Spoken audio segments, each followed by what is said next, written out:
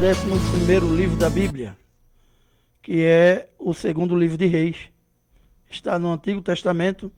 Você em casa, que está ouvindo o programa, pode abrir a sua Bíblia.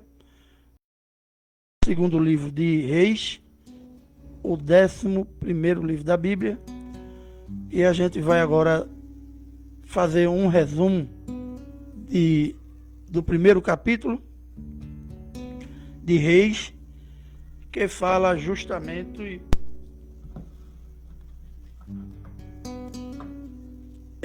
de Acasias e o profeta Elias. Depois da morte de Acabe, do rei Acabe, revoltou-se Moabe contra Israel e caiu Acasias pelas grades de um quarto alto em Samaria e adoeceu. Enviou mensageiros e disse-lhes: Ide e consultai a Baal-zebub, Deus de Ecrom, se sararei desta doença. Mas o anjo do Senhor disse a Elias, o tesbita: Dispõe-te e sobe para te encontrares com os mensageiros do rei de Samaria, e diz-lhe: Porventura não há Deus em Israel, para irdes consultar Baal-zebub, Deus de Ecrom? Por isso assim diz o Senhor: da cama o que subiste não descerás, mas sem falta morrerás. Então Elias partiu. E os mensageiros voltaram para o rei, e este lhes perguntou: Que há por que voltastes? Ele respondeu: Um homem nos subiu ao encontro e nos disse: Ide, voltai para o rei que vos mandou, e diz-lhes assim: Diz o Senhor: Porventura não há Deus em Israel, para que mandes consultar Baal-zebub, Deus de Ecrom? Portanto, da cama que subiste não descerás, nem mais sem falta morrerás. Ele lhes perguntou: Qual era a aparência deste homem que vos veio ao encontro e vos falou tais palavras? Eles responderam: Era um homem vestido de pelos, com os lombos cingidos de um cinto de couro. Então disse ele: É Elias, o tesbita. Elias e os 3 capitães. Então lhe enviou o rei um capitão de 50 com seus 50 soldados, que subiram ao profeta, pois este estava assentado no cimo do monte. Disse-lhe o capitão: Homem de Deus, o rei diz: Desce. Elias, porém, respondeu ao capitão de 50: Se eu sou homem de Deus, desça fogo do céu e te consuma, a ti e os teus 50. Então o fogo do céu desceu e consumiu a ele e os 50. Tomou o rei e enviou-lhe outros 50 com os seus 50. Este lhe falou e disse: Homem de Deus, assim diz o rei, desce depressa. Respondeu Elias e disse-lhe: Se eu sou homem de Deus, desça fogo do céu e te consuma, a ti e aos teus 50. Então o fogo do céu desceu mais uma vez e consumiu aos seus 50. Tomou o rei e enviai terceira vez outro capitão com 50. Com seus 50 então subiu o capitão de 50, indo ele, pôs-se de joelho diante de Elias e suplicou-lhe e disse: Homem de Deus, seja, peço-te, precioso aos teus olhos, a minha vida e a vida destes 50 teus servos. Pois o fogo desceu do céu e consumiu aqueles 2 primeiros capitães de 50 com os seus 50. Porém agora seja preciosa aos teus olhos a minha vida. Então o anjo do Senhor disse a Elias: Desce com este, não temas. levantou-se e desceu com eles ao rei, e disse a este assim: diz o Senhor, porque enviaste mensageiros a consultar Baal-zebub, Deus de Ecrom. Será acaso por não haver Deus em Israel, cuja palavra se consultaste? Portanto, desta cama, o que subiste, não descerás, mas sem falta morrerás. Assim, pois, morreu segundo a palavra do Senhor que Elias falava.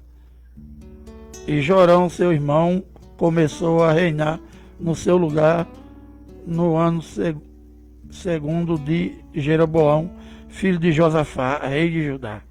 Por conta Acasias não tinha filhos.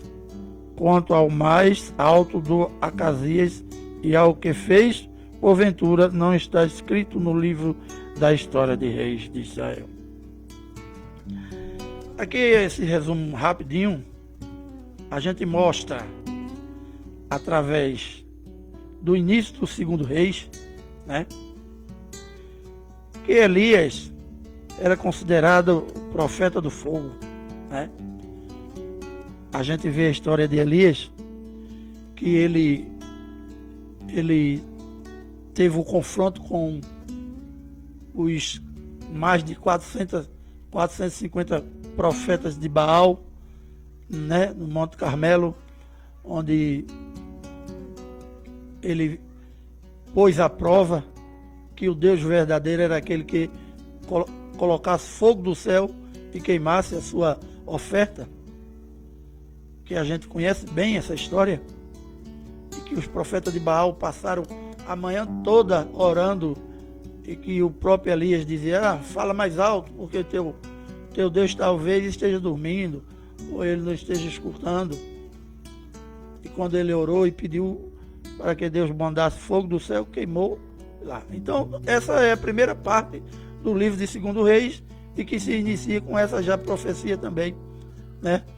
E esse milagre que Deus faz através de Elias, mandando fogo do céu e mostrando para eles que o Deus verdadeiro é o Deus de Israel.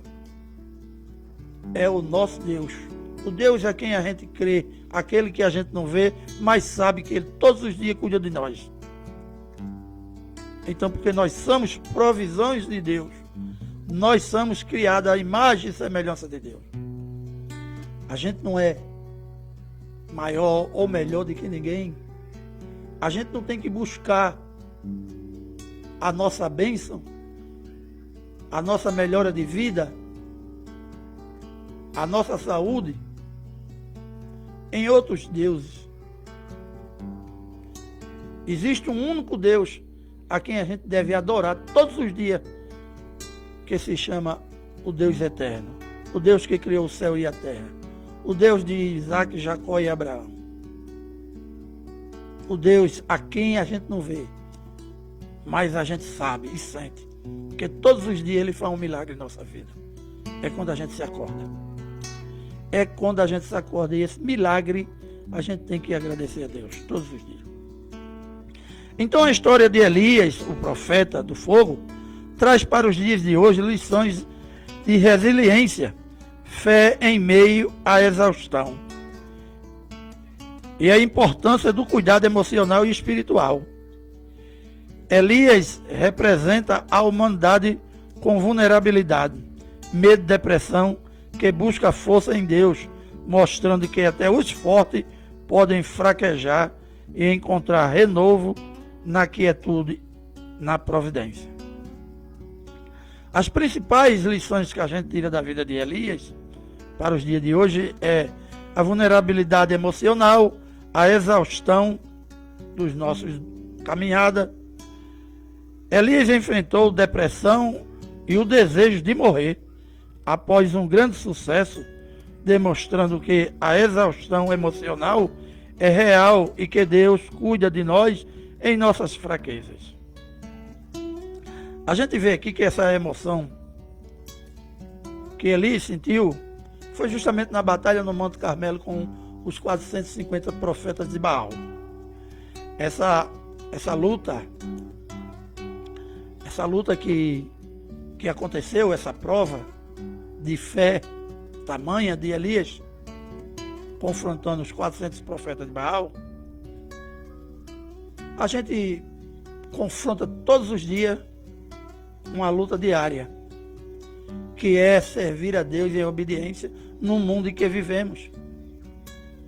Porque as nossas tentações, as nossas perseguições, elas saem de dentro das nossas mentes. Quando a gente esquece de agradecer a Deus, quando a gente esquece de louvar a Deus, quando a gente esquece de voltar o nosso pensamento para Deus durante todo o dia. Você está no seu trabalho, você está ocupado com aquilo que você está fazendo. Então a sua mente naquele momento está voltada para o seu trabalho, para aquilo que você está fazendo. É correto. Até porque você precisa trabalhar para ter o sustento da sua família todos os dias, como lá em Gênesis, quando Adão e Eva pecou. E Deus disse que o homem trabalharia para sustentar a sua família. Então o homem precisa trabalhar, e enquanto ele está trabalhando, ele está ocupado com a sua mente no trabalho. Mas no momento vago que a gente tem, aí a gente deve agradecer logo pelo trabalho que Deus nos deu. Porque o trabalho que você tem hoje não foi pela sua força ou só pela sua inteligência, pela sua formação acadêmica. Foi também porque Deus deu tanta formação acadêmica a você, que é nosso raciocínio, a nossa inteligência, que Deus colocou em cada um de nós. Veja que Deus disse: faça-se o homem a minha imagem e semelhança. Existe gente mais sábia, mais inteligente do que o próprio Deus? Ele criou todo o universo e criou depois a gente, do pó da terra. Então é importante que a gente entenda que tudo que a gente tem de bom em cada um de nós, de bom, pertence a Deus. Mas a gente fomos rebeldes no passado. Pecamos através de Adão e Eva. Desobedecer. Este pecado, desobediência. Então, é importante que a gente analise que dali em diante, Deus sempre levantou um homem para trabalhar até a vinda do seu Filho Jesus.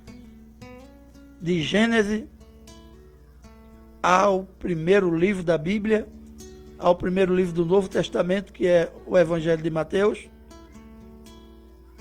Deus sempre levantava um homem, e o último homem a ele levantar foi justamente João Batista, o primo de Jesus, para justamente divulgar que o Cordeiro de Deus estava entre nós, que era Jesus Cristo. Então Elias foi um dos profetas que Deus levantou para combater justamente a idolatria, para combater justamente a falta de fé do povo de Israel. Veja que a história todinha que se passa no Antigo Testamento é sempre com o povo de Israel. É um povo que sempre idolatrava, sempre Deus levantava um homem e eles seguiam. Depois, quando o homem morria, que Deus levantou, ele voltava à idolatria e Deus levantava. Então aqui a gente vê a história de Elias, que enfrentou a depressão de morrer após o grande sucesso que foi justamente a batalha no Monte Carmelo. E depois Jezabel, a rainha má, queria justamente matar Elias por conta disso. E ele teve medo, e ele caiu em depressão, porque cadê os profetas de Deus? Aonde estavam? Estavam escondidos. Estavam escondidos os profetas de Deus, né? E só Elias que foi combater esses 450 profetas do mal. Então, por conta disso, Elias se escondeu, Elias foi alimentado por Deus, e depois, numa brisa bem suave, ele percebe Deus chamando ele para nova missão. Então a gente vê aqui que Elias enfrentou depressão, o desejo de morrer após um grande sucesso, demonstrando que a exaustão emocional é real e que Deus cuida de nós em nossas fraquezas. Então a gente nos dias de hoje a gente pode ter uma emoção forte, às vezes a gente pode desacreditar das coisas, né? Às vezes a gente pode ficar depressivo, né? Então, isso tudo pode acontecer na humanidade, como acontece, que a gente vê todos os dias. Mas a gente, mesmo assim, a gente tem que botar a nossa fé em Deus, porque Ele cura. Mesmo nos momentos depressivos, Ele é quem cura. A voz de Deus no silêncio. Às vezes a gente faz tanto pedido a Deus, tantas coisas, e não escuta a voz de Deus. Mas a gente tem que saber que Ele escutou. A gente tem que ter essa certeza de que Ele escutou. Mas Ele deixa a gente no silêncio para Ele ver o nosso coração, como é que a gente vai agir. Elias aprendeu que Deus não fala apenas no estrondo, mas no sussurro suave, a brisa suave, ensinando-nos a buscar o recolhimento e o silêncio em um mundo barulhento. Providência em tempos difíceis. A história mostra a confiança de Deus que supre as necessidades como na seca. O cuidado de seus servos, mesmo quando a lógica falha. Coragem contra a idolatria. Elias posicionou-se contra o mal e a idolatria, desafiando a sociedade a não cochear entre dois pensamentos. A de decidir-se por valores verdadeiros, a oração e a ação. Como um homem semelhante a nós, a oração perseverante de Elias, mencionada em Tiago 5,17, né? Que fala a respeito da oração verdadeira. Reforça o poder do clamor para transformar circunstâncias. Elias nos convida, portanto, a uma espiritualidade que integra a fidelidade a Deus, o zelo pela vida e o cuidado com a saúde mental e emocional. Então, meus irmãos, a gente vê aqui que Elias era um homem com muita fé, levantado por Deus, com muito poder de realizar milagres. E a gente sabe do final da história de Elias, né? No final da história de Elias, o que aconteceu? Ele foi um homem tão temente a Deus que não chegou a morrer. Deus o levou em um redemoinho. Quase que a palavra não sai, né? Mas saiu. A um redemoinho. Então, quem observou Elias subindo ao céu em um redemoinho, com cavalos de fogo o levando? Eliseu, a quem Deus mandou ele procurar para seguir a sua tarefa. Porque a missão de Elias aqui na terra já tinha sido cumprida e já tinha sido do agrado de Deus o levar para o descanso ao lado de Deus. Então é importante que a gente saiba uma coisa. Deus não quer nada mais meu, Deus não quer nada mais seu, a não ser a obediência. Todos esses homens que a gente vai estudando aqui na Bíblia e vai vendo, homens e mulheres de Deus, que foi levantado, porque a gente tem que entender que lá em Gênesis, Adão todas as tardes, ele tinha uma conversa íntima e passeava pelo jardim do Éden com Deus. Então, o homem tinha uma ligação direta com Deus. Mas daí, quando ele peca, há uma separação muito grande. E o homem não passou mais a ter contato com Deus. Mas Deus não queria destruir a humanidade que Ele criou. Ele não queria destruir o que Ele criou. E o que Ele criou é eterno. Não é para ser destruído. Mas como o mal entrou no homem através da desobediência, que Ele criou o homem para obedecer em todas as suas circunstâncias, mas o homem desobedeceu, querendo ser igual a Deus. E isso não adianta, porque ninguém nunca vai ser igual ou melhor, ou quase perto de Deus. Nenhum de nós seremos. Enquanto habitarmos aqui na terra, seremos sempre pecadores.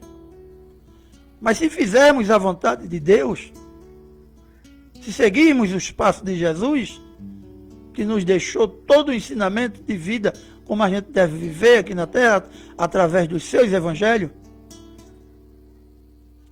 se seguir, depois da morte de Jesus, as cartas paulinas, que é o mensageiro da palavra de Deus, que pregou para os gentios, que somos nós no dia de hoje, não teremos a salvação se não ouvirmos a palavra por completa e não seguirmos os ensinamentos de Jesus. Então é importante que a gente veja. Vamos ter falhas nesse mundo? Vamos sim. Vamos errar nesse mundo? Vamos sim. E se alguém andar por aí dizendo que é santo, só porque congrega em alguma dessas denominações religiosas que existem hoje, e se considerar santo ou melhor do que qualquer outra pessoa, é mentiroso. 1 João diz bem claro que se você diz que ama a Deus, mas tem raiva do seu irmão, mas odeia, não ajuda o seu próximo, não olha para o seu próximo, não ama o seu próximo, já está mentindo. Como é que você ama a Deus a quem você não vê e odeia aquele a quem você vê? Tem inveja dele, né? Tenta puxar o tapete dele, tenta fazer mal contra ele. Então, como é que você diz que ama a Deus? Então, João é bem claro na sua carta, né? 1 João. Então, ele já mostra que o homem, ele peca. E nós pecamos todos os dias. Sempre costumo dizer aqui, por ato, pensamento, palavras ou omissões. Nós pecamos todos os dias, por uma dessas causas, nós pecamos. Então, Deus sabe disso. Mas o que Deus quer ver é o nosso coração. A nossa mente é pecaminosa. Porque às vezes o nosso pensamento quer uma coisa que não está do agrado de Deus. Mas aí a gente precisa fazer como eu disse no início.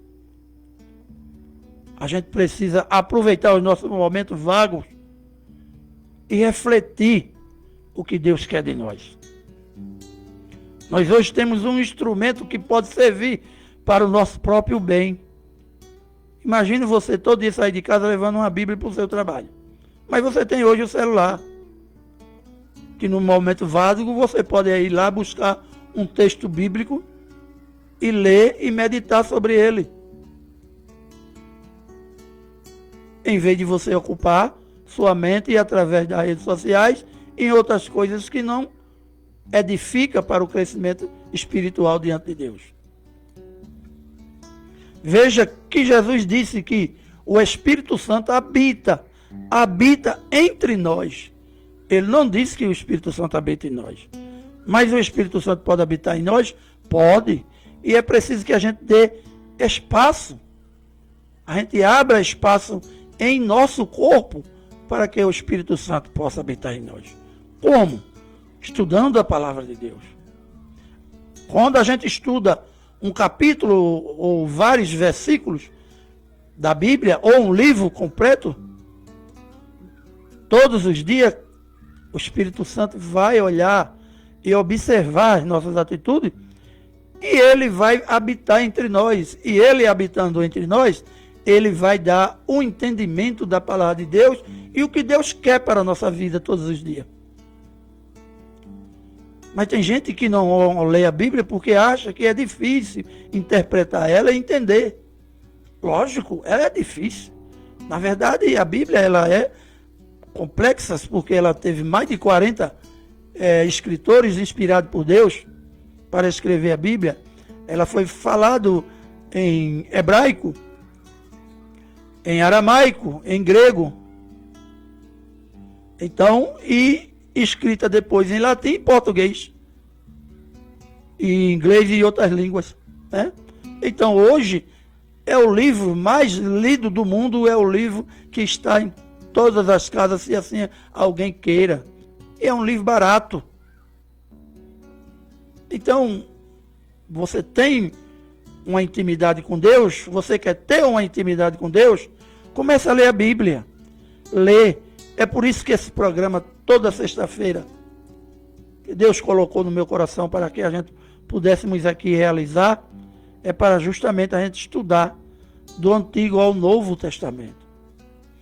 Então o Antigo Testamento a gente vai estudar ele resumido, mas quando chegar no Novo Testamento vai ser capítulo por capítulo e versículo por versículo, é estudado todas as sextas-feiras, para que a gente entenda que a gente vivemos hoje uma nova era, pela era da graça, não mais pela lei, vivemos pela graça.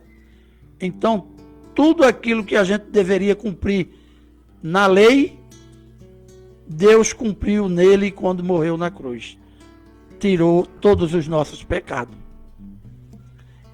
Hoje nós temos a fé mediante a graça, né? Nós somos salvos pela graça mediante a fé, como está em Efésios 2, do verso 8 ao 10, né? Não é por obras nossas que vamos alcançar a salvação. Não é por nenhuma obra nossa que vamos alcançar a salvação, mas para as boas obras que Deus já deixou para nós. Que boas obras são essas? É justamente amar o próximo como a nós mesmos. É servir aos necessitados. É viver em comunhão com o Espírito Santo. São as boas obras que Deus quer de nós. Que sejamos realmente filhos de Deus, né? Porque fomos criaturas. Quando passamos a servir a Deus, através de Jesus, somos filhos de Deus. Então é importante que a gente veja que estamos iniciando o livro de Reis e que Elias foi aquele homem correto diante de Deus, né? Por conta da idolatria tamanha de Acais com Jezabel, foram 3 anos de seca que ele decretou. Depois que passou o período, ele ora a Deus e Deus manda chuva. Teve essa parte aqui do início de 2 Reis, que ele mandou fogo do céu, porque eles iam buscar um Deus em outros estados, quando Israel tinha o Deus verdadeiro, para adorar e curar até aquele rei que ali estava acamado. Por conta da sua falta de fé e idolatria, ele morreu na cama. E quem é que pode nos dar a vida? Que nos dá todos os dias quando a gente se acorda? Quem é? Deus. A gente tem poder para dormir e se acordar? A gente tem poder para viver eternamente?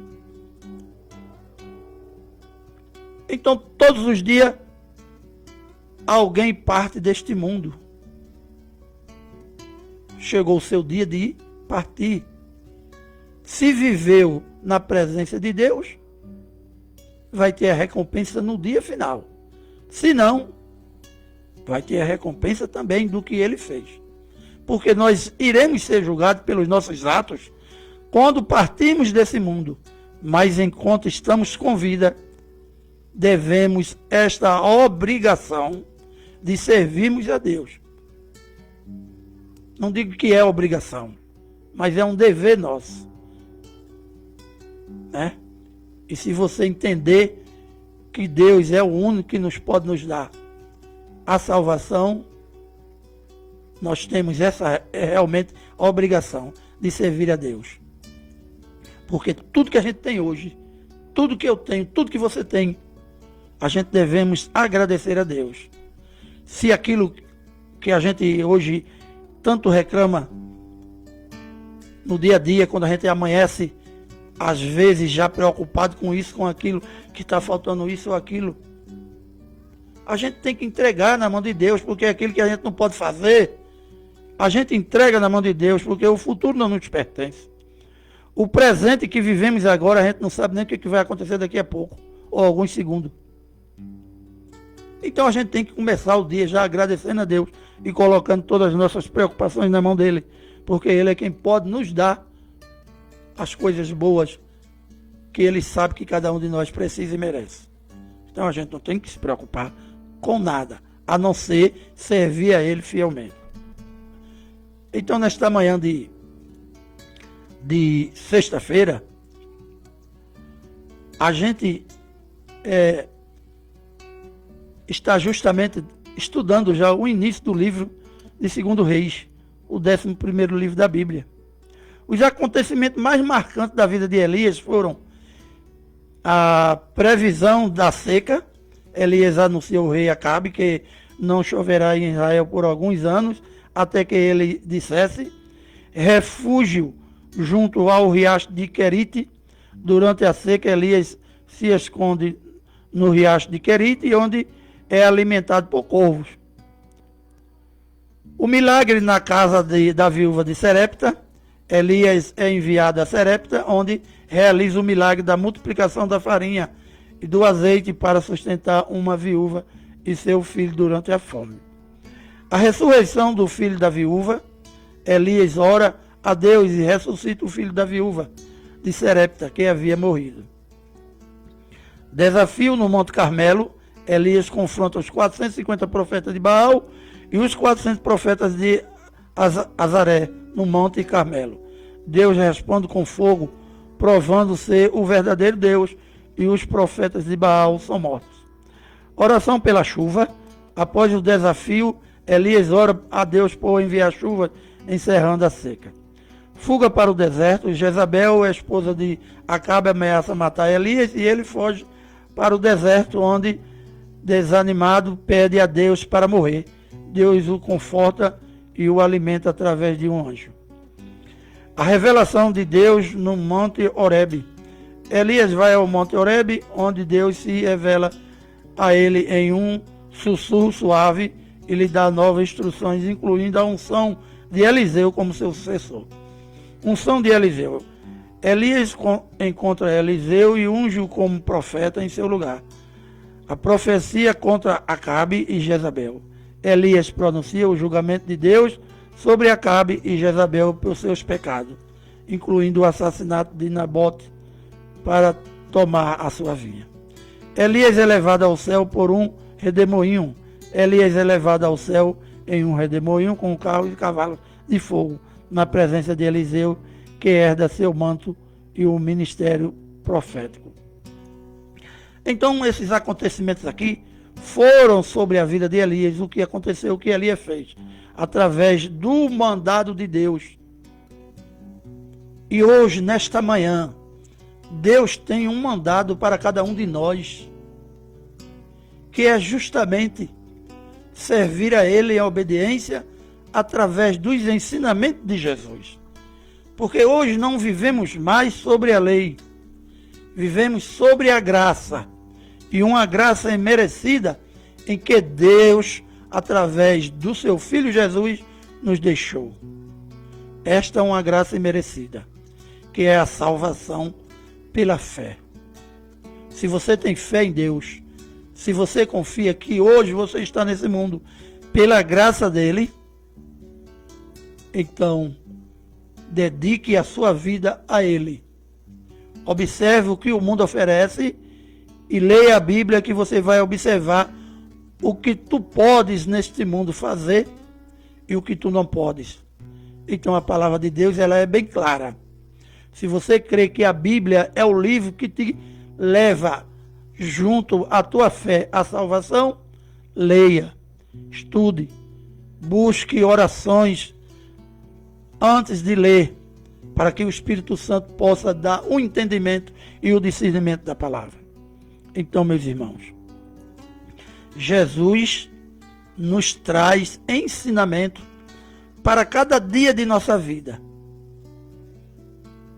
É preciso que a gente leia a Bíblia, leia o Antigo Testamento, aí a gente vai ler o Novo, que muito fala também do Antigo Testamento, e a gente vai lembrar.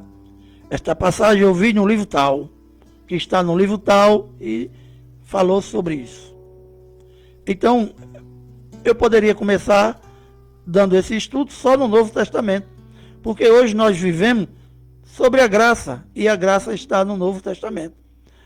Veja que é chamado de duas alianças, a primeira e a segunda, e é chamado de testamento, porque quando você tem um imóvel, você faz uma escritura, mas quando você vai passar para alguém, você vai fazer um testamento, uma nova escritura, passando aquela casa para alguém, para o nome dele. Então ela vai sair do seu nome, vai deixar de existir, vai passar para outro. Então tudo que foi acontecido no Antigo Testamento apontava para Jesus. Quando Jesus é nascido como um homem, né, da carne, através do Espírito Santo, mas em forma de homem, em carne, então o Antigo Testamento ele ficou para trás porque Jesus veio, Jesus morreu, e quando Jesus morre, ele leva todos os nossos pecados. Aí a gente pode dizer, mas a gente hoje continua pecando. Calma aí. O pecado em que Jesus levou ali naquele momento era o pecado que a gente não poderia pagar de forma nenhuma, que era o pecado da lei. As leis, os 10 mandamentos que Deus deixou a Moisés para que Moisés pudesse guiar o seu povo por ele. E se o homem errasse, pecasse em um dos 10 mandamentos, estaria cancelando os outros 10 que tinha cumprido. Agora você veja aqui, eu sempre digo aqui que a gente só fala de 10 mandamentos, mas aqueles 10 mandamentos se resumem em 613 artigos. É como uma Constituição. A Constituição tem os artigos, tem as alíneas e os parágrafos. Então, 613 era o número de alíneas e parágrafos que tinha os 10 mandamentos que Deus deixou. Então é preciso que a gente entenda. Imagine 613. A gente nunca ia ser salvo ou ter o direito da salvação, porque estaria sempre pecando como pecou todos os profetas, todos que foi levantado por Deus. Mas por conta disso, eles vão ter a bênção de Deus? Sim, é lógico, porque eles foram obedientes a Deus. Assim somos nós hoje. Depois que Jesus morre, acabou-se o pecado nosso da lei, mas ficou o da carne, que ainda hoje pecamos, e através da graça de Jesus é que encontramos a salvação. Então, meus irmãos, nesta manhã a gente vai refletir sobre a vida de Elias, como ele foi obediente a Deus e levado ao céu sem morrer. Então você leia o livro de 2 Reis, começa lendo devagarzinho e você vai entender. Peça o Espírito Santo e ele vai dar. Então que nesta manhã Deus possa estar abençoando a vida de cada um de nossos ouvintes. E este programa ele está na Folha Itaenguense e no YouTube também da Itaenga FM com o irmão Júlio Filho. Então, meus irmãos, vamos nesse momento agradecer a Deus por mais um trabalho realizado nesta sexta-feira. Quero deixar beijos e abraços da parte do nosso Senhor Jesus Cristo no coração de todos os nossos irmãos ouvintes deste programa, a todos os nossos irmãos evangélicos e católicos. Que Deus possa estar abençoando a nós a cada dia. Vamos orar e entregar este programa a Deus. Senhor, meu Deus e meu Pai, quero agradecer por mais uma realização de mais um programa estudando a Tua Palavra, Senhor, estudando a Palavra de Deus. Que o Senhor possa abençoar a nós todo o dia de hoje e durante toda a semana. Que Deus possa estar nos dando paz, conforto e sabedoria para seguir a Tua Palavra neste mundo. Por isso, desde já, eu te agradeço em nome do Teu Filho Jesus. Amém. Obrigado a todos. ZYX 824, Rádio Comunidade.